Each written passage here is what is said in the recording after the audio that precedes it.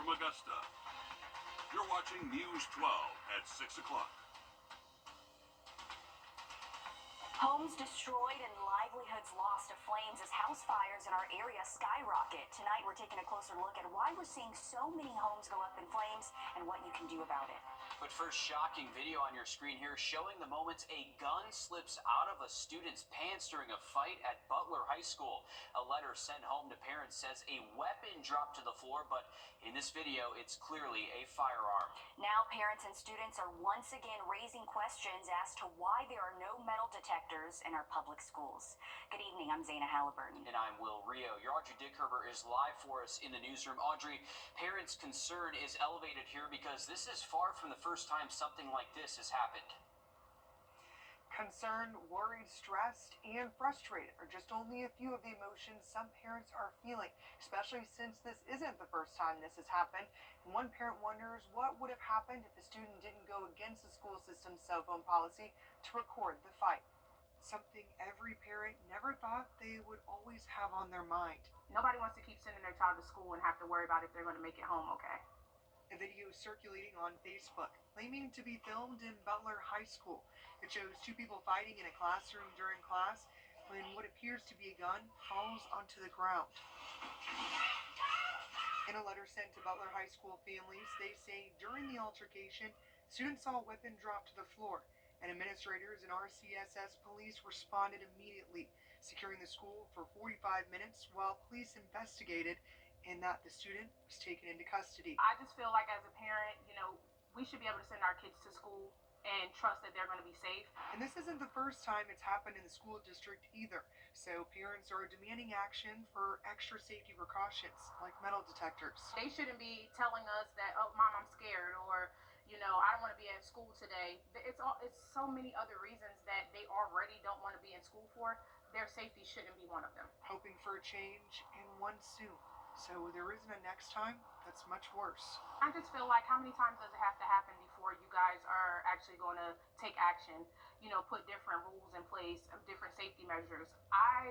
The reason I'm speaking out about this is because I'm not going to be that parent that allows 5, 6 different red flags to happen, and then now the serious situation has taken place, and I'm at the school trying to figure out if one of my kids are identified as someone who is no longer alive. I'm not waiting for that to happen. So for me, I have questions. I'm pissed off because I want to know, what are you guys going to do? If you have safety concerns, you can report them to the school or their safety tip line at 706-828-1077. Now, I did reach out to the school district asking if any extra precautions will be put in place due to this incident, and if they're still considering putting metal detectors in their schools, but still waiting for a response. And we know metal detectors and weapons detection systems have been a big topic around a lot of our schools here and across the entire nation, so certainly something we're going to continue to follow. Audrey, thanks for staying on top of this. A scary situation for a lot of those students and parents as they move forward. Much more news ahead. Right now, we're going to send things over to First Alert Meteorologist Riley Hale, our chief. Riley, let's have more days like today. Hey, I know it. It was a beautiful day out there today. A little bit more seasonal. We actually did hit the mid-50s for highs. We saw some sunshine. The only thing that's going to change tomorrow is that we're going to increase those winds again. Most likely see some gusts between 25 to 30 miles an hour. We'll keep skies generally sunny at least through Friday, but as we head into the weekend, rain does look likely at least by Saturday morning. Here's our setup on the radar network. High pressure is going to be building in. That's going to keep our skies dry for the next couple of days, but as high pressure builds in, it'll just create a bit of a tighter pressure gradient tomorrow and bring us those gusty winds. Here's a look at our current temps, anywhere from the upper 40s to low 50s. If you're heading out soon, temps will be able to drop fairly quickly. We'll be in the 30s by 9 p.m. and then hitting the upper 20s by early tomorrow morning. We'll be breezy Thursday afternoon, so watch out for that, but a nice day nonetheless with highs near 60. Have a look at that weekend rate in just a bit. Thanks for that, Riley. After several hours, North Belvidere Road is back open. A crash brought power lines into the road and closed the whole area off since before noon today. This is happening near Piedmont, where your Hallie Turner joins us live. And Hallie, thankfully, things appear to be back open now. Yeah, they are. I'm going to step outside. They actually just finished up within about the last 20 minutes. AT&T was up here tightening up those power lines, making sure that everything was pretty level, but these roads are completely open. You know, Wednesday nights are a really busy night for school activities, church night. So this road, again, if you're coming, you need to go to dinner at Taco Sushi, come over here to Code Ninjas. All of that over here by the Evanstown Park is completely open. The roads are back normal. People are able to travel across the street. Earlier, they were directing them down here towards University Drive near Piedmont, but all of that's back open. No injuries today. Actually, the only thing really left that there was a sign that an accident happened is the Piedmont side is still a little bit crooked where that pole fell. Another thing that we noticed when we were out here is a lot of the debris trucks are still coming through here. We've brought you a lot of live updates in the last coming weeks that they're still out and about picking up that debris. Again, Columbia County did say that's what caused the power line to come down today, was when one of those trucks clipped the line. The lines kind of teeter a little bit lower, and those trucks are really big, especially when they've got debris in the back of them. So if you're traveling near one and you see, you know, some lower line power lines, just kind of be super careful as you drive up under them. But the biggest thing to note here is that everything is up, back and running. It took them around 5 hours to get it back up, but the brand new pole is back here. So we'll take things back to you guys. Thanks, Hallie, for staying on top of that, and that's just a good reminder because we know a lot of people are still out cleaning. You have those crews out there, but there are still a lot of lines just hanging. Yeah, it's a good update. Glad to see everything back up and running there. Well, more than 24 fires this month, endangering lives and putting our firefighters to the test, and that's just on the Georgia side. Richmond County has seen 11 fires in the last month. Columbia, Burke, and McDuffie counties have seen another combined 13. As your Kennedy Payne reports, this all tied to a rise in fires this time of year as we're all looking for ways to stay warm. In the depth of tragedy, the CSRA Augusta area for us over on this side of the fence has just been massive. Some of our team did 2 house fires in one day. the American Red Cross sees a 30% increase in house fires during the winter months, and the CSRA is no exception. And in our area, we've had 7 fatalities from home fires in the past 6 months, which is an increase. But crews say they have never seen it like this before. Richmond County has had 11 house fires just in the past month. I've been with the Red Cross as executive director for almost 8 years, and this year seems to be the most intense that we've had for home fires. And Susan Everett says usually people are just trying to stay warm. Using space heaters, or they're having fires in their home. When those go unwatched, they tend to result in a home fire. But she says they are possible to prevent. Make sure if you have a space heater, you don't have anything within 3 feet from it, whether that's newspapers or clothes or anything that could be combustible. If you're burning a fire, make sure before you go to bed that fire is out and that you're always watching it, that you never leave it alone. But in times of crisis... Hi, I'm Frank Spears. I'm from the American Red Cross, and I'm here to help you. At least 6 volunteers are on call every day. I realize I can't help you put your house back together, but I can certainly provide some immediate hope and a place for you to spend the night. They can also help replace items like medication, eyeglasses, or your driver's license. Red Cross says a caseworker will be assigned to you for as long as you need. While we're volunteers, we sure get paid in many other ways. Finding purpose when lives are put on pause. What keeps bringing you back is the fact that you're able to make a difference in somebody's life. In Augusta, disaster can take everything away from somebody except hope. Kennedy Payne, except hope. On your side. Those volunteers are the best. Did you know the Red Cross installs free smoke detectors? If your home does not have smoke detectors, can't afford them, or are physically unable to install them, you can contact the Red Cross. You can do that at the email right here on your screen, soundthealarm.org. There are also smoke detectors available for people who are deaf or hard of hearing. Well, authorities say they're now investigating a deadly Aiken County fire as a homicide. Sunday night, authorities say 23-year-old Markel Howard was killed in a fire on Kellogg Drive. Right now, officials said the origin of the fire was suspicious. Yesterday, we learned the victim's mother, Latrina Hollingsworth, was charged with first-degree arson in relation to this case. The warrant claims she willfully and maliciously set fire to a table inside the home, directly causing the death of Howard, who was unable to get out. This is still an active investigation. More charges could be filed. A local school is shutting down for the rest of the week because so many teachers and students are getting sick. Curtis Baptist says due to illness affecting more than 20% of its student body and staff, it'll be closed Thursday and Friday for deep cleaning. Elementary, middle, and high schoolers are affected by this. This comes as the CDC reports both Georgia and South Carolina have high respiratory illness activity right now. That's for both RSV, COVID, and the flu. High levels of all three of these illnesses are especially prevalent in South Carolina's water supply right now. The best way to protect you and your family from these illnesses is washing your hands with soap and warm water. And if you're sick, stay home. And a heads up for anyone who uses a Walgreens pharmacy, the location at the corner of Bobby Jones and Washington Road is closing. The location confirmed their last day of operation is February 20th. After that, you'll need to find somewhere else to refill your prescriptions. There's another Walgreens location on Columbia Road that's ready to help transfer prescriptions over. If you use that pharmacy, you should have gotten a text with more information on how to do that. Riley? We'll hang on to dry conditions through at least Friday, but heading into the weekend, rain does look likely by Saturday morning. More on that and possibly some snow next week. We'll have the full forecast coming up. Time and Temp, brought to you by your First Alert weather team.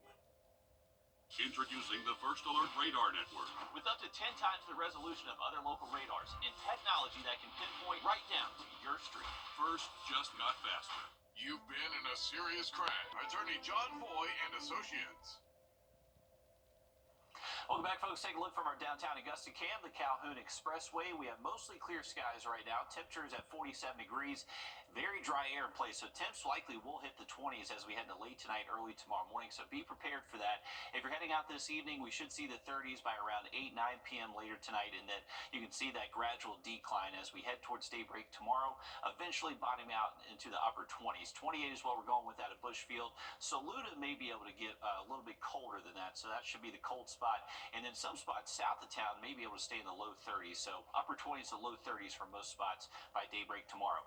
And then into the afternoon, we are expecting a windy afternoon for our Thursday, so expecting wind gusts maybe close to 30 miles an hour at times. Just make sure you're securing those loose items around your home.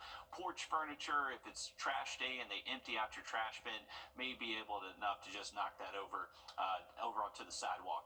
Those winds will be found for your Thursday afternoon, but as we head into Friday, it will turn more calm. We're expecting high pressure to center over us, and that'll bring us a much calmer day to end off the work week.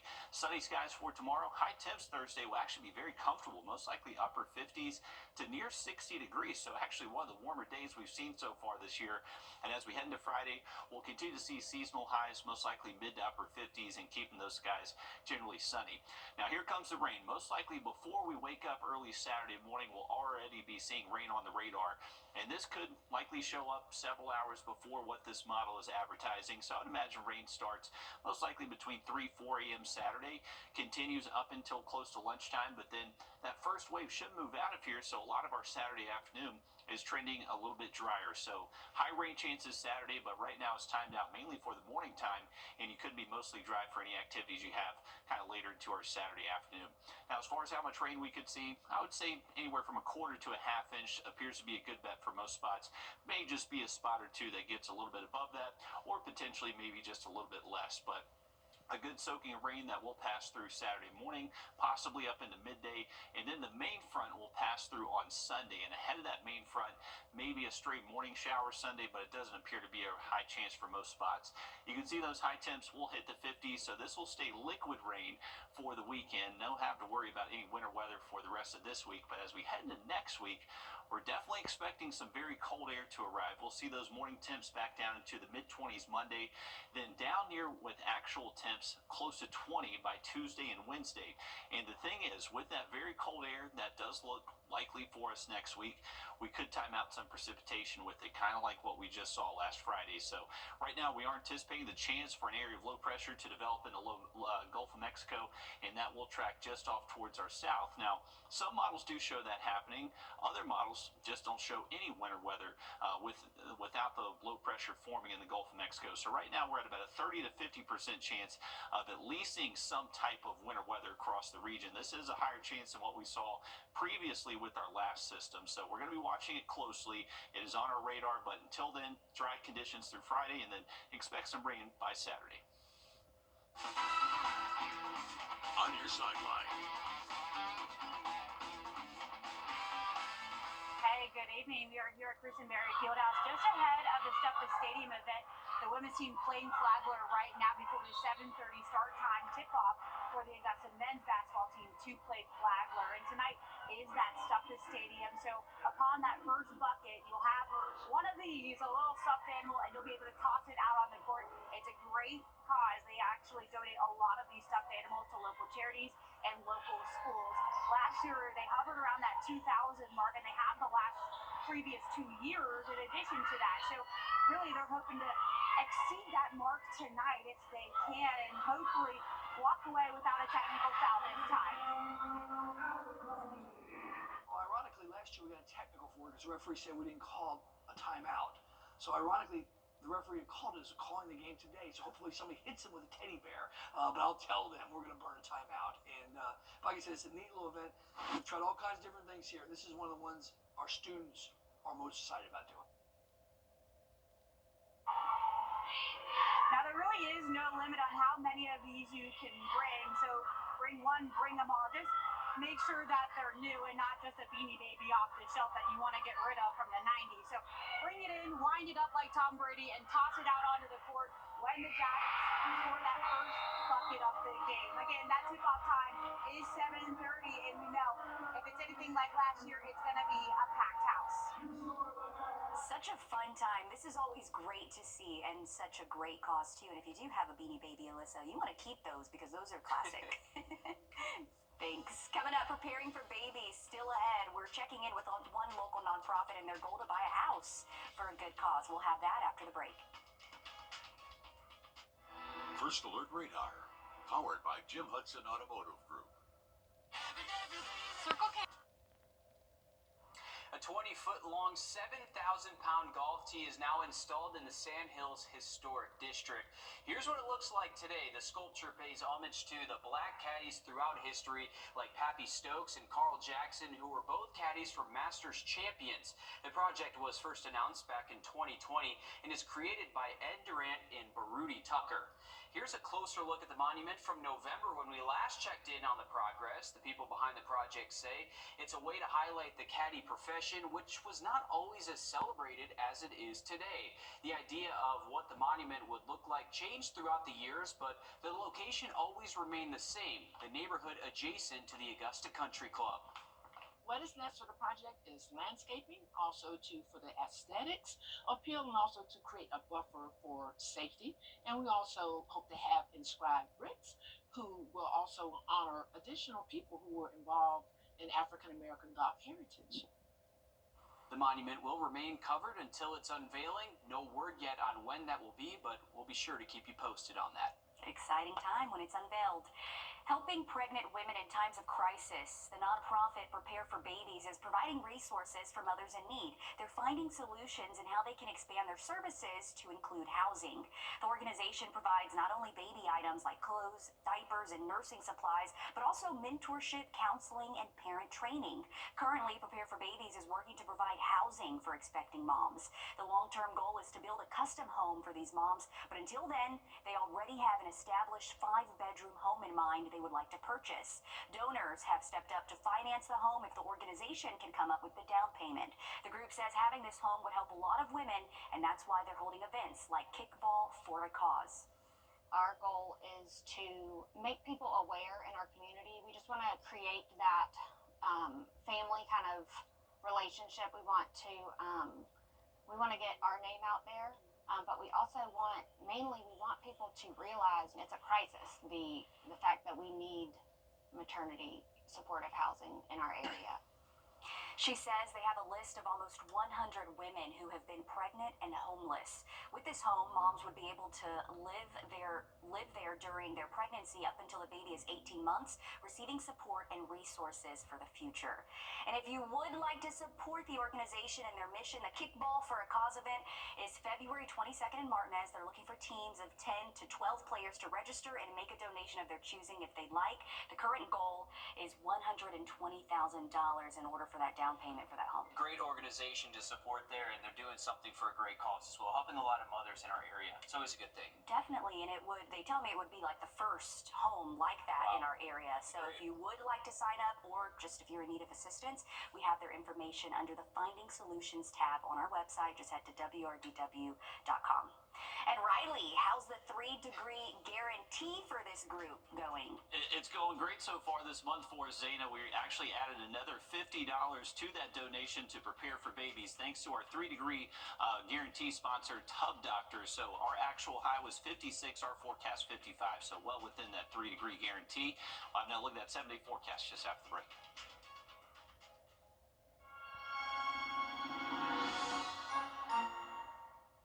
This weekend at tub.com. All right, folks, take a look at our day planner for tomorrow and Friday. We are going to wake up near freezing over the next couple of days, most likely near 30 tomorrow, then closer to the 32 by Friday. Next couple of days, we will hang on to plenty of sun. It will be a little bit breezy out there tomorrow afternoon, but notice our high temperatures at least a little bit more seasonal for us, topping out to the upper 50s tomorrow, and then not too far behind by Friday. But remember, rain does look likely as we head into the weekend, most likely Saturday, and potentially maybe an early shower Sunday, but Saturday morning, so really looking like our best chance to see rain. Once we get into next week, a front is going to push through Sunday, and that's going to bring us much colder air by Monday. That will stick around through at least the middle of next week, and that's when it gets interesting. A couple of different scenarios for you. So scenario one, low pressure does develop in the Gulf of Mexico. We have this big upper level trough digging very cold air into the southeast. That combination could definitely lead to some winter weather for us. Now scenario two, that low pressure just doesn't develop. There's no winter weather to forecast, and we just stay bone dry and cold out there next week. So right now we're looking at many different models, and right now some are definitely showing that signal for winter weather next week. We're going to keep a close eye on it for you. Okay, thank you, Riley, for that. We're back live on 26 News at 7. And for News 12 at 10 and 11 o'clock. Thanks for watching.